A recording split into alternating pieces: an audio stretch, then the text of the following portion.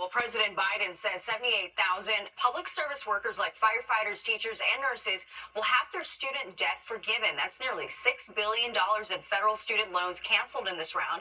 The Department of Education says changes were made to an existing program for public workers that was overly complicated and restrictive. The Biden administration has now forgiven student loans for almost 4 million Americans.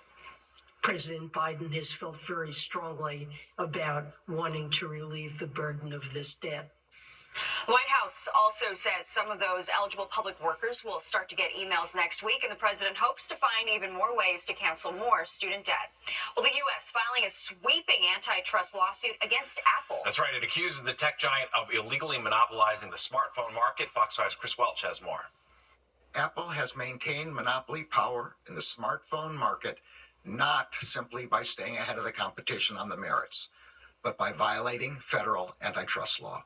In a sweeping 88-page complaint, the U.S. Department of Justice, joined by attorneys general from 16 states, including New York, New Jersey, and Connecticut, allege tech giant Apple has engineered an illegal monopoly on smartphones. Apple has consolidated its monopoly power, not by making its own products better, but by making other products worse. It has done so, not through product improvements, but by maintaining a chokehold on competition, locking its customers in to the iPhone while locking its competitors out of the market. It's not quite what I expected, frankly. It's a pretty aggressive suit. NYU School of Law's Harry First specializes in antitrust crime.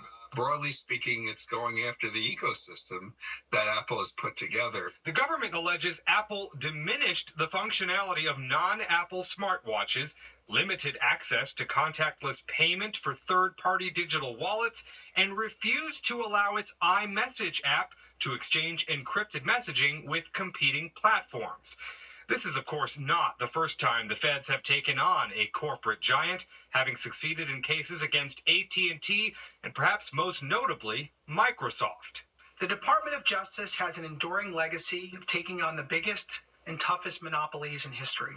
As to how Attorney General Merrick Garland feels about their chances here, The United States normally wins the cases that it brings. Now, in response, Apple called this lawsuit wrong on the facts and the law, and the company says it will vigorously defend against it. They argue that if the government is successful here, it would set a dangerous precedent, empowering government to take a heavy hand in designing people's technology. In the newsroom, Chris Welch, Fox 5 News.